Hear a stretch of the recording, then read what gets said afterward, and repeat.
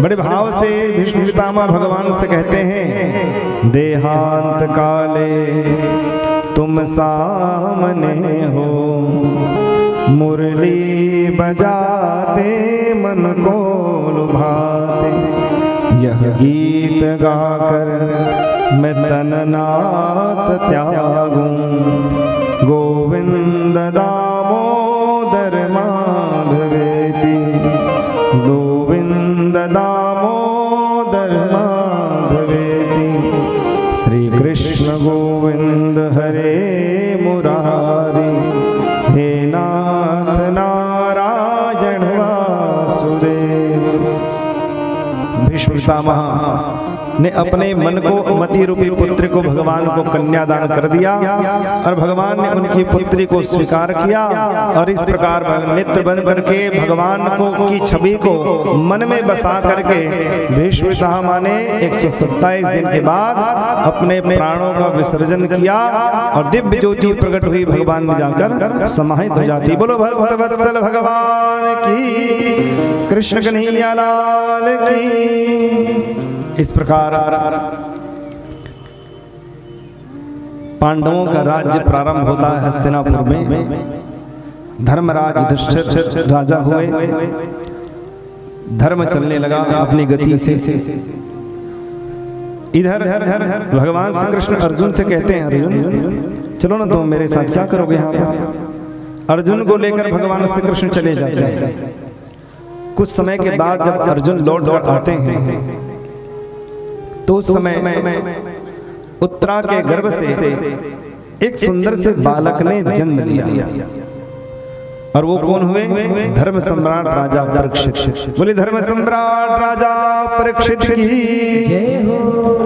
नामकरण संस्कार हुआ, नाम उनका पड़ा विष्णुराज। जैसे ही परीक्षित जी का जन्म हुआ तो भगवान श्री कृष्ण भी पधारे। सुंदर सुंदर वस्त्राभूषण खिलौने भगवान लेकर आए। खूब समय तक भगवान हस्तिनापुर में निवास किए। फिर से भगवान अर्जुन को साथ लेकर चले गए। अर्जुन को भगवान ज्यादा छोड़ते नहीं थे, परम प्रिय थे उनके। फिर से अर्जुन साथ में चले गए। जब परीक्षित इधर धीरे धीरे अपने दादाजी के समीप रहकर जब बड़े होने लगे तो एक दिन की बात है, एक दिन अर्जुन जो है व्याकुल होकर अजीब से अपनी दशा बनाए हुए जब अर्जुन राजसभा में आकर धड़ाम से गिरे तो सब के सब व्याकुल होकर अर्जुन के पास दौड़े दौड़े जाकर पूछते हैं कि क्या हुआ, ऐसी दशा क्यों बना ली है।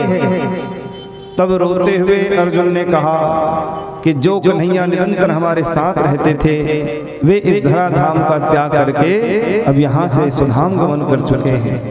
जैसे ही कहा तो उसी समय माता कुंती ने अपने प्राण त्याग दिया और इस प्रकार सभी पांडव व्याकुल होकर रोने लग जाते हैं।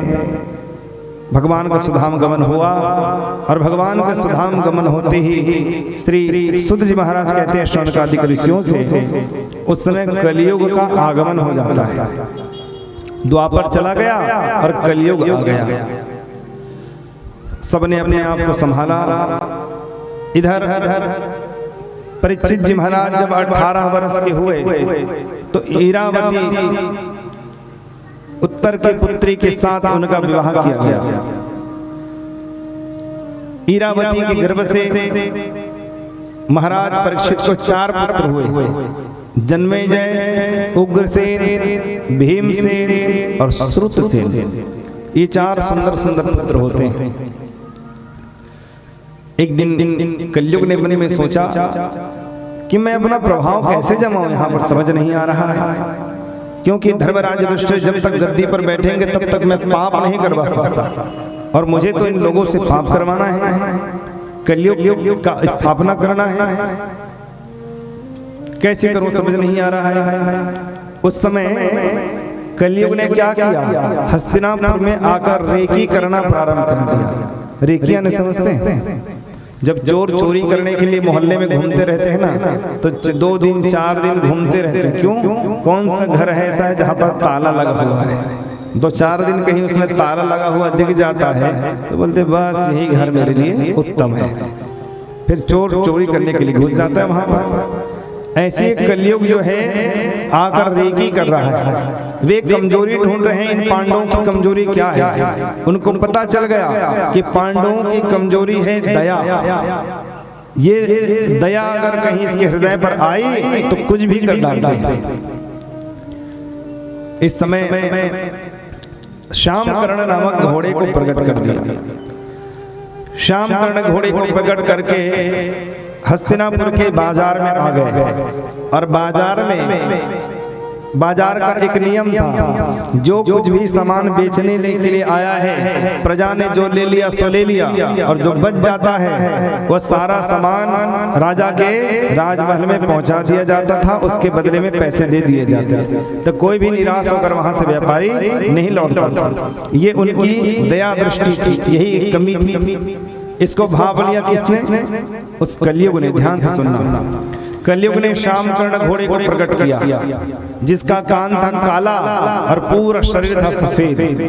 उस घोड़े को ले जाकर एक पीपल के पेड़ के पास बांध दिया उन्होंने, और बड़े बड़े सेठ साहूकार घोड़ा खरीदने के लिए खूब सारा पोटली में पैसा लेकर आए। बोले घोड़े का मूल्य क्या है बताओ? सौदागर कलयुग ने कहा भागो यहाँ से, तुम लोग नहीं ले सकते इस घोड़े को। सबको भगा देता था। अंत में राजकुमार भीम से जब बाजार का विश्राम हुआ तो जितना सामान बचा था सबको लेकर जा रहे थे रथ पर। घोड़े के पास पहुंच गए। बोले भैया बोल तेरे घोड़े का मूल्य क्या है? धन ले ले और जा। बोले महाराज मेरे इस घोड़े का कोई भी ग्राहक नहीं मिलता। बोले क्यों? हम हैं ना। बोलो तुम्हारे घोड़े का क्या मूल्य है? बोले महाराज मेरे घोड़े का 4 मूल्य है, 4 प्रश्न। जो इन 4 प्रश्नों का उत्तर दे देगा उनको मैं अपना घोड़ा दे दूंगा, यही इसका मूल्य है। अगर आप 4 प्रश्नों का उत्तर दे सकते हैं तो घोड़ा ले जाओ। बोले ठीक है, हम भी पढ़े लिखे PhD किए हैं, ऐसे थोड़ी। हाँ हम भी उत्तर दे सकते हैं। बोलो क्या है तुम्हारे प्रश्न? बोले महाराज अगर आप मेरे इन प्रश्नों का उत्तर नहीं दे पाए तो? बोले कोई बात नहीं, प्रश्नों का उत्तर नहीं दे पाएंगे तो जैसा तुम कहोगे वैसा कर लेंगे। बोले ठीक है महाराज, प्रश्नों का उत्तर नहीं दोगे तो आप हमारे गुलाम बन जाओगे। अब बताओ, भीमसेन ने कहा मुझे गुलाम बनाएगा? अरे महाभारत युद्ध के समय हाथियों को उठा कर आकाश मंडल में मैंने फेंका है, बड़े बड़े रथों को उठा कर आकाश मंडल में फेंका है, आज तक घूम रहे हैं नीचे नहीं गिरे। तुमको कहीं फेंकूंगा तो पता नहीं चलेगा तुम्हारा, मुझे गुलाम बनाएगा? अरे महाराज घोड़ा चाहिए तो बोलो, नहीं तो कैंसिल, डील कैंसिल कर देते हैं। नहीं, हमारे राज्य का नियम है कोई भी यहाँ से अपना सामान लेकर न जाए। हाँ तो बोले प्रश्न उत्तर देना पड़ेगा। बोले ठीक है बताओ। महाराज मैं रास्ते से आ रहा था तो मैंने देखा एक बड़ा सा कुआं, उस कुएं के बीचों बीच एक लकड़ी लगी थी, लकड़ी के बीचों बीच एक पतला धागा लटक रहा था, पतले धागे के नीचे 100 मन लोहा लटक रहा था और 100 मन लोहे के नीचे 1 पैसा लटक रहा था। बोलो क्या है? बोले भाई तूने क्या क्या पूछा तो मुझे तो समझ ही नहीं है।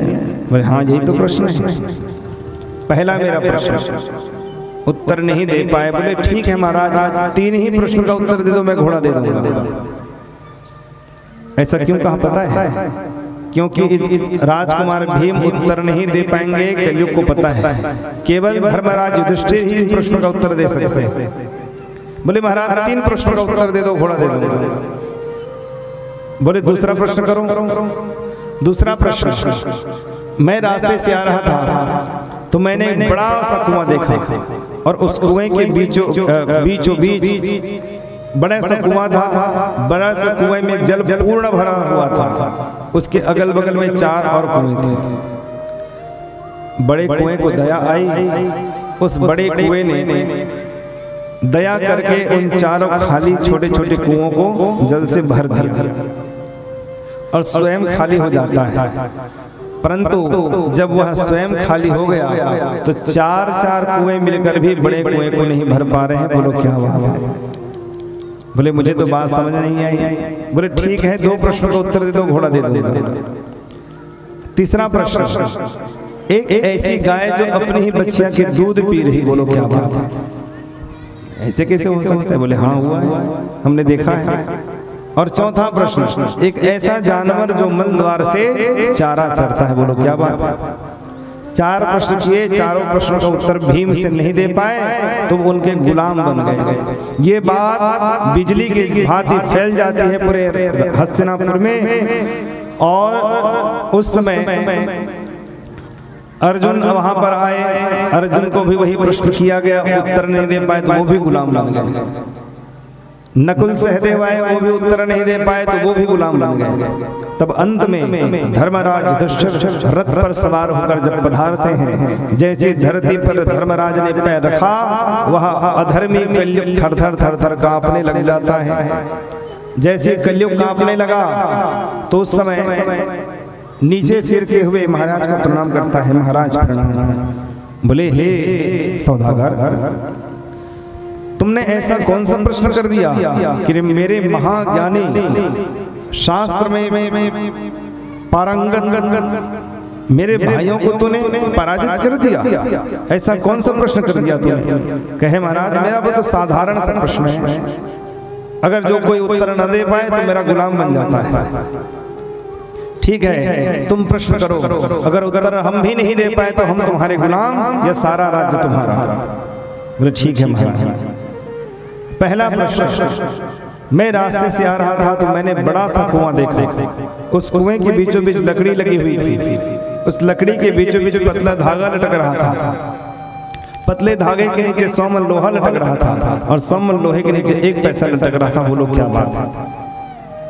धर्मराज युधिष्ठिर ने कहा, सौदागर, ये तो कलयुग में होगा। कलयुग के लोगों के पास अपार संपत्ति होगी, फिर भी अपार संपत्ति में से थोड़ा सा धन धर्म के कार्य में लगाकर वो कहेंगे मैं बहुत बड़ा दानी हूं। खूब धन संपदा वैभव रहेगी, शादी ब्याह में लाखों करोड़ों खर्च कर देंगे। और जब चंदा मांगने जाओगे तो कहें भैया इस साल तो कोरोना के मारे कुछ चला ही नहीं, क्या बताओ। बोलो राधे राधे। हाँ भैया, भोलेनाथ का मंदिर बनवाना है तो आपके तरफ से 11,000 का चंदा कटवा देता हूँ। अरे नहीं नहीं भैया, व्यापार में इतनी मंदी है, मैं क्या बताऊँ, रोना चालू कर देते फिर। हाय राम, व्यापार में तो इतनी मंदी है कि पूछो मत, क्या बताऊँ।